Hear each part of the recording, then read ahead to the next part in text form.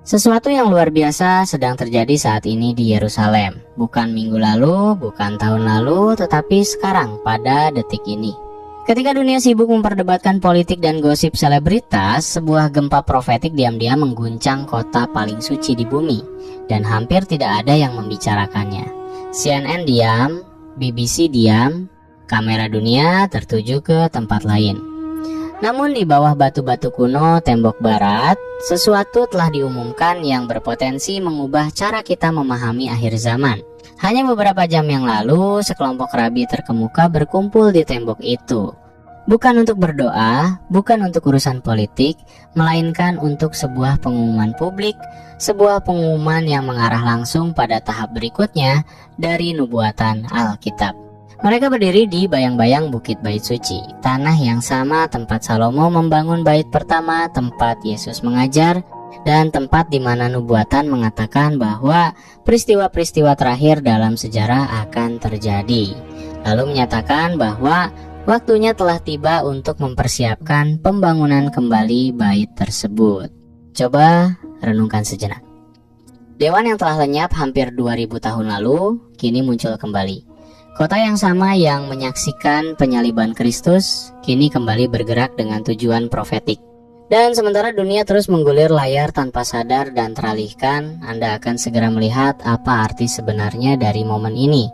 Bukan hanya bagi Israel tetapi bagi kita semua. Tetaplah bersama saya hingga akhir video ini, karena apa yang baru saja terjadi di Yerusalem bukan sekadar berita biasa. Ini adalah sebuah sinyal, sebuah tanda bahwa jam profetik berdetak lebih cepat dari sebelumnya.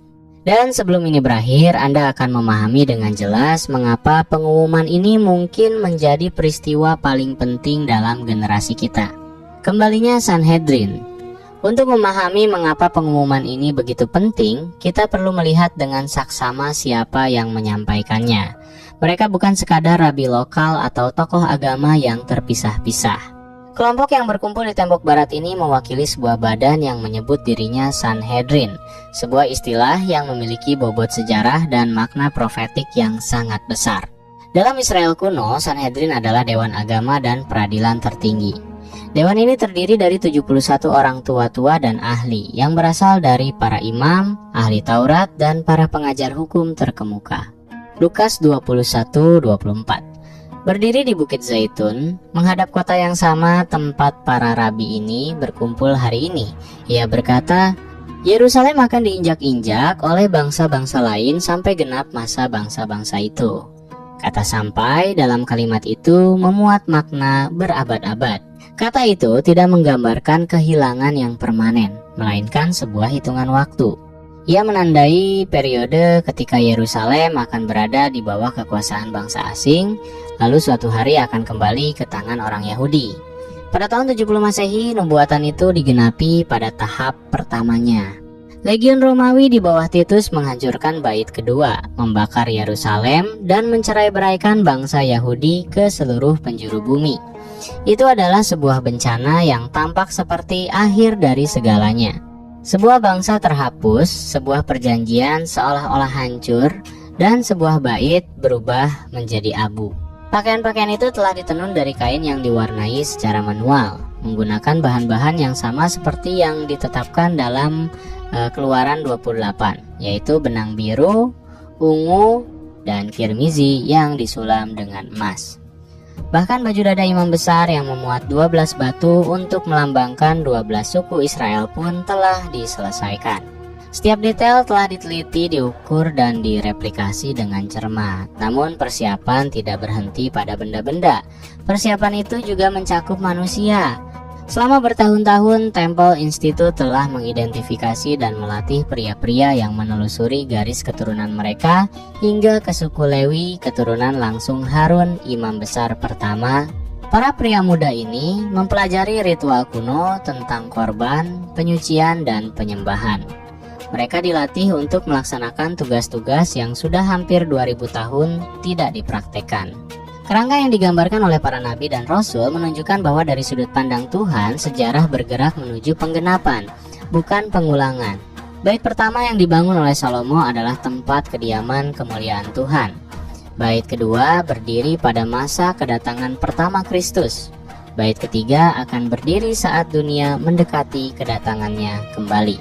Bagi orang percaya, maknanya bukan terletak pada arsitektur, melainkan pada nubuatan. Keberadaan bait yang baru menjadi tanda mendekatnya peristiwa-peristiwa yang mendahului kedatangan Kristus. Para rabi sedang mempersiapkan sebuah rumah ibadah. Namun nubuatan menyatakan bahwa sebelum menjadi pusat pemulihan, tempat itu akan menjadi pusat pertentangan, sebuah tempat di mana penyesatan akan disingkapkan dan kebenaran akan diuji. Dan pertentangan itu telah dijelaskan dengan sangat rinci dalam nubuatan Daniel tentang sebuah perjanjian selama 7 tahun yang dimulai dengan damai dan berakhir dengan pengkhianatan. Garis waktu Daniel dan perjanjian 7 tahun ini menjadi kunci pemahaman. Untuk memahami tujuan profetik dari bait ketiga, kita perlu melihat salah satu nubuatan yang paling tepat dan menakjubkan dalam seluruh kitab suci, yaitu perkataan Nabi Daniel. Dalam Daniel 9:27, ia menulis, ia akan menguatkan perjanjian dengan banyak orang selama 1 minggu. Pada pertengahan minggu itu, ia akan menghentikan korban sembelihan dan persembahan. Dalam bahasa nubuatan, 1 minggu merujuk pada periode 7 tahun. Daniel sedang menggambarkan sebuah perjanjian 7 tahun, sebuah kesepakatan damai atau aliansi yang dimulai dengan janji, namun berakhir dengan pengkhianatan. Selama hampir 2500 tahun, para ahli telah memperdebatkan identitas sosok yang membuat perjanjian ini. Banyak yang mempelajari nubuatan Alkitab mencapai kesimpulan bahwa Daniel merujuk pada seorang pemimpin dunia di masa depan, sosok yang sama yang kemudian disebut oleh Rasul Paulus sebagai manusia durhaka, dan oleh Yohanes disebut sebagai binatang. Yang membuat nubuatan Daniel begitu luar biasa adalah logikanya. Ia mengatakan bahwa di pertengahan periode 7 tahun itu, pemimpin tersebut akan menghentikan korban. Namun pernyataan sederhana itu membawa implikasi yang sangat besar. Anda tidak bisa menghentikan korban jika korban itu belum dimulai. Anda tidak bisa mengakhiri persembahan jika tidak ada bait tempat persembahan itu dilakukan. Perkataan Daniel mengandaikan bahwa pada suatu titik di masa depan, bangsa Yahudi akan memulihkan kembali sistem korban yang dijelaskan dalam Taurat, sesuatu yang tidak pernah ada lagi sejak tahun 70 Masehi. Dan itu berarti sebelum nubuatan ini dapat digenapi, bait tersebut harus berdiri kembali. Hal ini membawa kita kembali tepat pada apa yang sedang terjadi di Yerusalem hari ini. Persiapan yang sedang dilakukan para imam yang telah dilatih, perlengkapan yang telah dibuat, serta lembu merah itu bukanlah tindakan pengabdian yang acak. Semua itu adalah prasyarat bagi nubuatan ini. Bayangkan sebuah papan catur. Setiap bidak bergerak perlahan dengan tujuan, strategi, dan kesabaran. Begitulah cara nubuatan bekerja. Setiap peristiwa politik, spiritual, maupun budaya menyusun panggung bagi apa yang telah dinyatakan dalam kitab suci. Pada suatu titik, pemimpin yang digambarkan Daniel ini akan muncul. Ia akan menampilkan dirinya sebagai pembawa damai, seseorang yang mampu menyelesaikan apa yang tidak mampu diselesaikan oleh siapapun sebelumnya konflik yang terus berlangsung seputar Yerusalem dan Bukit Bait Suci. Ia akan menguatkan sebuah perjanjian dengan Israel dan banyak pihak lainnya, kemungkinan melibatkan berbagai bangsa. Untuk sementara waktu, dunia akan merayakan perdamaian. Pembangunan mungkin akan berjalan, ibadah mungkin akan dipulihkan. Namun di pertengahan perjanjian itu, seperti yang dikatakan Daniel, penyesatan akan tersingkap. Pemimpin yang sama yang memungkinkan adanya korban akan menghentikannya. Sosok yang menjanjikan damai akan menunjukkan jati dirinya yang sebenarnya. Dan pada saat itulah mata Israel dan mata dunia akan terbuka. Entah disadari atau tidak oleh Sanhedrin, tindakan mereka hari ini sedang menyiapkan panggung profetik untuk rangkaian peristiwa tersebut. Mereka sedang mempersiapkan ibadah. Nubuatan mengatakan hal itu akan dihentikan. Mereka sedang mempersiapkan pemulihan. Nubuatan mengatakan hal itu akan diuji. Jamnya bukan lagi sekadar dimulai, melainkan sedang dipercepat. Dua perspektif, harapan Yahudi dan pewahyuan Kristen. Persiapan yang terjadi di Yerusalem saat ini dipandang melalui dua sudut pandang yang sangat berbeda. Satu melalui mata Israel dan satu lagi melalui pandangan gereja. Keduanya melihat peristiwa yang sama, tetapi makna yang mereka berikan sangatlah berbeda. Dari perspektif Yahudi, pembangunan kembali bait adalah sebuah tindakan pemulihan dan iman. Hal itu merepresentasikan penggenapan janji-janji kuno, sebuah tanda nyata bahwa Tuhan tidak melupakan perjanjiannya dengan Abraham, Ishak, dan Yakub. Bagi banyak orang Yahudi yang taat, rekonstruksi bait adalah langkah terakhir untuk menyambut Mesias yang telah lama dinantikan. Mereka percaya bahwa ketika bait itu berdiri kembali, Israel akan dipulihkan sepenuhnya, dan kehadiran ilahi akan kembali diam di tengah-tengah mereka. Bagi mereka, ini adalah momen kebangkitan nasional, harapan, dan takdir profetik yang akhirnya terwujud. Setiap perlengkapan, setiap jubah, setiap batu mengandung makna spiritual yang mendalam, sebuah keterhubungan dengan para leluhur mereka dan dengan hukum Musa, motivasi mereka tulus. Mereka sedang mempersiapkan kedatangan sang penebus mereka. Namun bagi orang-orang Kristen yang mempelajari nubuatan, kitab suci menambahkan dimensi lain pada gambaran ini. Rasul Paulus dalam 2 Tesalonika 2 dan Yesus Kristus dalam Matius 24 sama-sama memperingatkan bahwa sebelum Mesias yang sejati datang kembali, akan muncul seorang peniru. Seorang pembawa damai, pemimpin global yang tampak menawarkan solusi atas pergumulan Israel.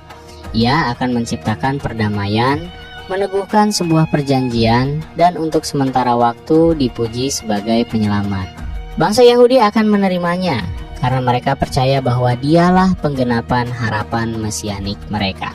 Namun di pertengahan masa damai itu, ia akan menyingkapkan jati dirinya yang sebenarnya antikristus, penyesat, manusia durhaka. Ia akan memasuki bait yang mereka bangun dengan harapan menyambut Mesias. Dan ia akan menajiskannya, mengklaim otoritas ilahi bagi dirinya sendiri. Momen inilah yang disebut oleh Yesus Kristus sebagai pembinasa keji. Ini adalah titik balik saat penyesatan runtuh dan kebenaran mulai tersingkap. Lalu nubuatan mengatakan bahwa mata Israel akan terbuka. Zakaria 12:10 menggambarkan kebangkitan kesadaran ini. Mereka akan memandang kepada Dia yang telah mereka tikam, dan mereka akan meratapinya seperti orang meratapi anak tunggal. Ini akan menjadi masa kesadaran dan pertobatan. Bangsa yang dahulu menolak Mesias, mereka akhirnya akan mengenalinya. Mereka akan memahami bahwa Yesus Kristus adalah Dia yang selama ini mereka nantikan.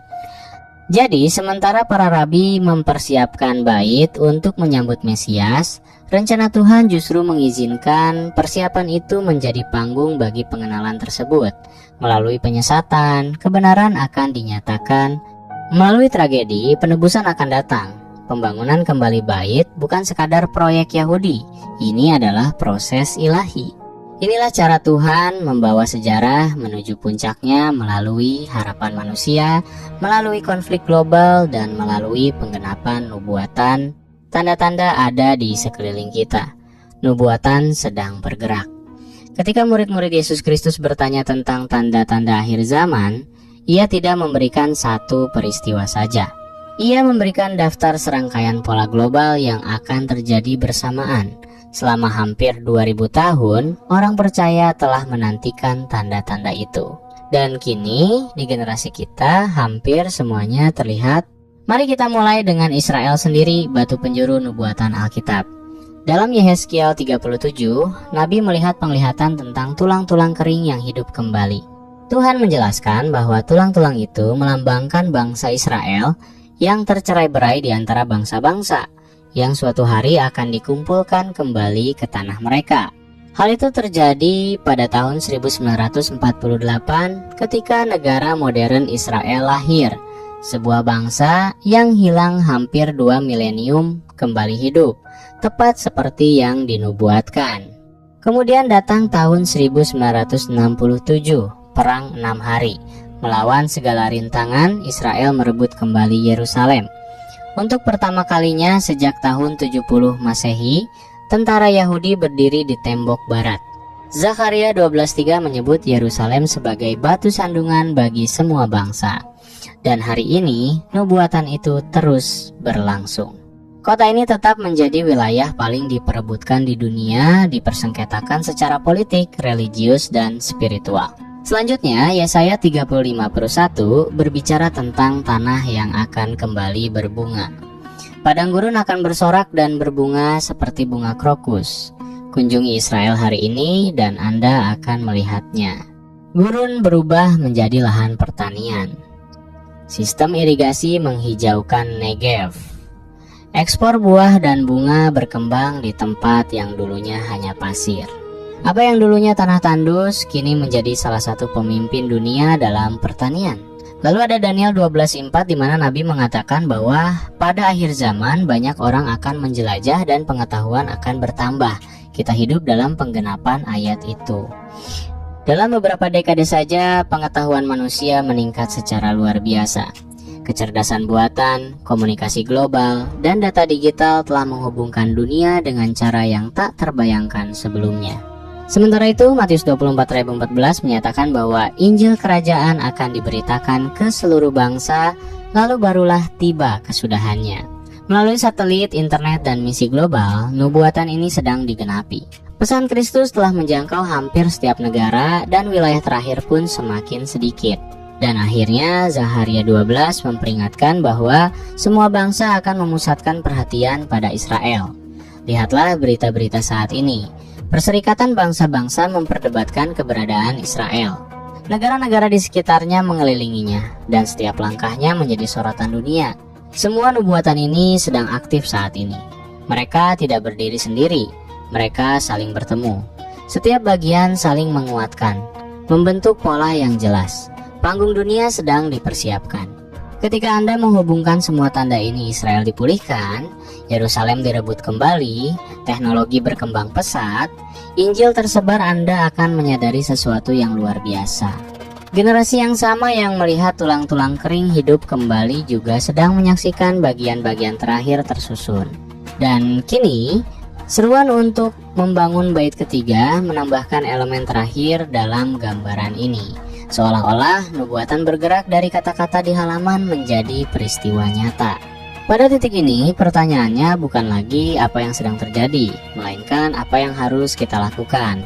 Jika nubuatan sedang digenapi di depan mata kita, jika Yerusalem sedang bergerak dan kitab suci selaras dengan realitas, bagaimana seharusnya orang percaya merespons? Pertama, ini bukan panggilan untuk takut, ini adalah panggilan untuk sadar. Ketika Yesus Kristus berbicara tentang hal-hal ini dalam Matius 24 dan Lukas 21, Ia tidak mengatakan untuk lari dan bersembunyi. Ia berkata, berjaga-jagalah dan berdoalah. Tujuan nubuatan selalu untuk mempersiapkan, bukan menimbulkan kepanikan. Ini dimaksudkan untuk membangunkan kita, menajamkan fokus kita, dan mengingatkan bahwa dunia ini sementara, tetapi firman Tuhan kekal. Kedua, nubuatan seharusnya membawa kita pada tujuan. Jika tanda-tanda ini nyata, maka waktu sangat berharga. Setiap hari adalah kesempatan untuk melayani, membagikan Injil, menguatkan sesama, dan hidup dengan perspektif kekekalan. Tuhan yang sama yang mengizinkan kita menyaksikan penggenapan nubuatan kuno juga menempatkan kita di sini untuk waktu seperti ini. Dan terakhir, nubuatan seharusnya memperbarui harapan kita. Ketika dunia tampak tidak stabil, ketika pemerintahan gagal, ketika kegelapan meningkat, kitab suci mengingatkan bahwa semua ini tidak mengejutkan Tuhan. Setiap berita, setiap perubahan kekuasaan global, setiap pernyataan dari Yerusalem, semuanya adalah bagian dari sebuah kisah yang berakhir dengan penebusan. Bait yang sedang dipersiapkan di Yerusalem suatu hari mungkin menjadi pusat konflik global. Namun bagi orang percaya, itu juga menjadi pengingat bahwa bait yang sejati tempat kediaman Tuhan bersama umatnya akan datang. Wahyu 21 menggambarkan suatu hari ketika tidak ada lagi bait di surga, karena Tuhan yang Maha Kuasa dan Anak Domba adalah bait itu sendiri. Sampai hari itu tiba, kita berjaga, kita mempersiapkan diri, kita hidup dengan pengharapan. Karena suara yang sama yang berkata, Yerusalem akan diinjak-injak sampai genap waktunya, juga berjanji, Aku datang segera. Maka biarlah itu menjadi doa kita malam ini. Kata-kata yang sama yang tertulis di akhir Alkitab, seruan dari mereka yang memahami waktunya. Datanglah Tuhan Yesus.